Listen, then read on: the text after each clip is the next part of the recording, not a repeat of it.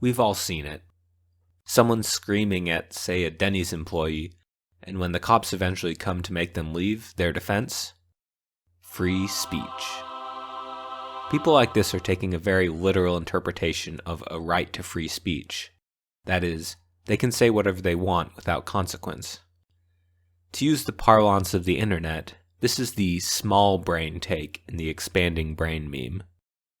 Of course, the reality is that the First Amendment only restricts the government's ability to limit speech. Denny's is a business and has the right to kick out people who scream at their employees or say anything they don't like. The same thing applies to online communities and services. This brings us to the medium brain take, along with the XKCD comic that so often accompanies it. Free speech doesn't shield you from criticism or from businesses denying you service. However, this isn't where it ends. The reason the founders enshrined freedom of speech first in the Bill of Rights is that they recognized that a healthy discourse is critical to a functioning democracy. Hypothetically, if every media outlet, social media company, and search engine were controlled by the same company, it wouldn't violate the First Amendment in any way. But we can agree that this situation probably wouldn't be great for our ability to exchange ideas freely. Our situation isn't nearly that dire, but we are still giving a few corporations unprecedented control over discourse. And we know that businesses are motivated by profit, not the well-being of their users or society broadly. Surveys show that roughly half of Americans regularly get their news from social media, and over 1/3 get their news from Facebook in particular. And this number is trending upwards across generations. Nearly 2/3 of millennials get political news from Facebook. Considering many elections are decided by only a few percentage points, I don't think it's unreasonable to believe that Facebook, if it wanted to, could swing an election by adjusting what news it promotes to its users. But what's more concerning is that it could likely do so without anyone else knowing. A slight tweak to which news stories are displayed, targeted only at swing voters, avoiding people savvy enough to notice the change. I don't believe Facebook is evil, and I don't believe Facebook is good. Facebook, like every other company, is motivated by the bottom line. But this means that if it's profitable enough to influence the outcome of an election, they'll probably do it. Big tech already spends tens of millions of dollars on lobbying. Do we really believe they'll never attempt to sway their users to vote a certain way? And so this brings us to the big brain take. The real threat to free speech is the unprecedented power social media companies have over our discourse. As many of our interactions move into the digital realm, we give these corporations increased influence in more and more aspects of our lives. And when their fundamental motivation is profit, their interests will inevitably diverge from those of their users. Giving these companies so much power over discourse, over what news and media we see, over who we interact with, and over how we socialize, is a threat to the principle of free speech and, by extension, our society as a whole. Before I propose some solutions, I need to discuss an idea that I hear a lot that I don't think will help. Specifically, passing legislation that would somehow require tech companies to treat all content equally. On the surface, this sounds pretty good. It would prevent social media sites from censoring ideas or manipulating users, and it would prevent search engines and news aggregators from biasing their results. The problem is that moderating content is pretty much the only value these services provide. Here's a quick experiment you can do. In Twitter, search for this term and select latest, or just click on this link in the description. Be careful, this may not be safe for work. What you're looking at is a mostly unmoderated social media stream. These are the most recent tweets from everyone posting in English, and you may notice something. It isn't very compelling, interesting, or particularly pleasant. It's just a mishmash of unrelated and unrelatable content. The reason social media is compelling is that an algorithm somewhere is sorting through this mess and attempting to find the things that we find interesting. The same thing is true of search engines and aggregators. They sift through the massive deluge of content on the internet with the goal of presenting what we want to see. For every piece of content that appears on one of these sites, there are necessarily a million that don't appear. And this is functionally equivalent to suppression of that content. Promoting content is the core of what makes these businesses work, and because promotion requires suppression, there is no way for these sites to operate under such a requirement. Alright, so if those ideas wouldn't work, what would? I have 3 proposals, but none of them are without problems. I'll try to give a realistic view of each. Comment on which option you think is best. One idea I hear a lot is to create a government-backed social media platform, a kind of digital commons that fills the role of the public square online. Because this would be managed by the government, the First Amendment would apply directly. It would actually be illegal to moderate users for anything except criminal activity. The philosophy behind this makes a lot of sense. As the real-world public square becomes less and less relevant, we create a new one online with the same freedoms. However, there are several major problems with this approach. First, it runs into the same problem I mentioned in the previous example.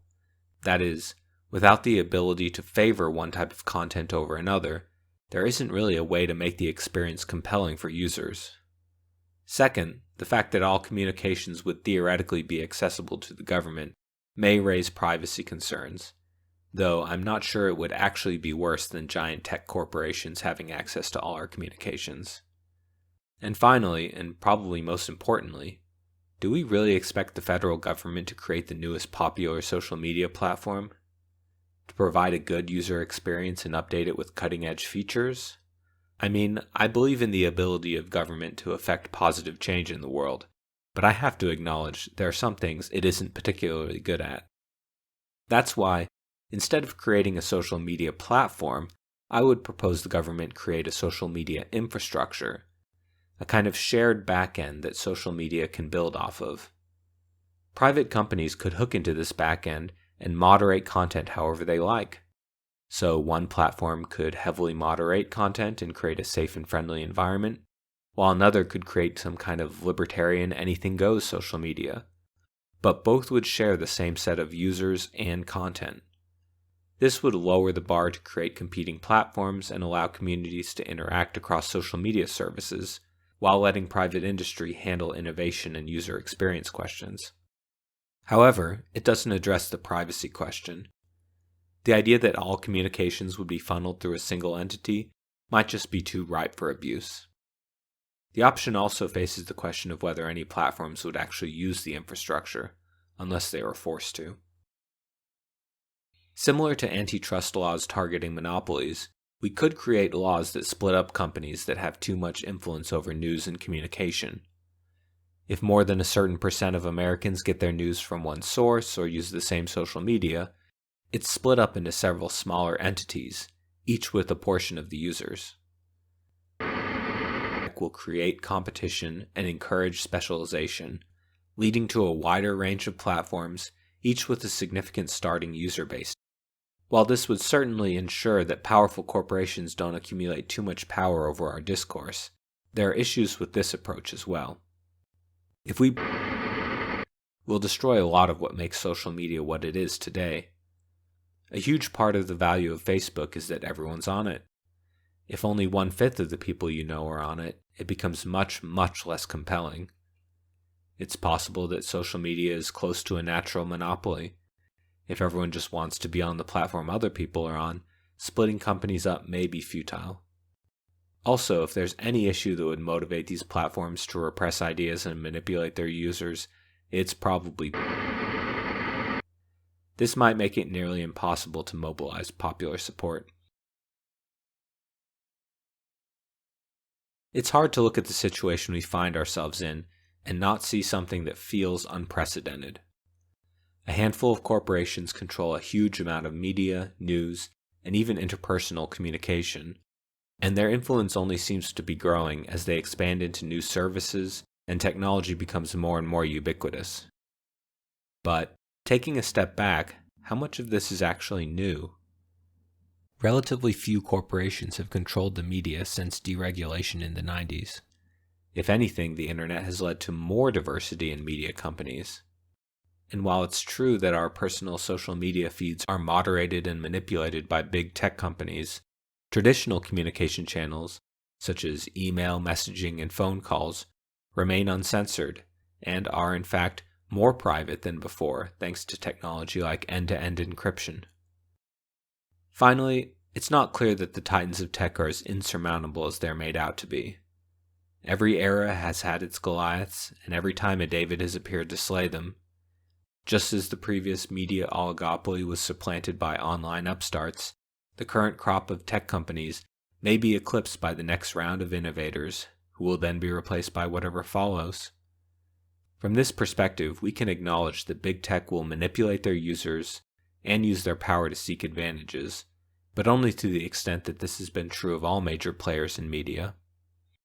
I think sometimes people look at censorship and manipulation on social media and think that free speech is in decline, that we're losing something as a society.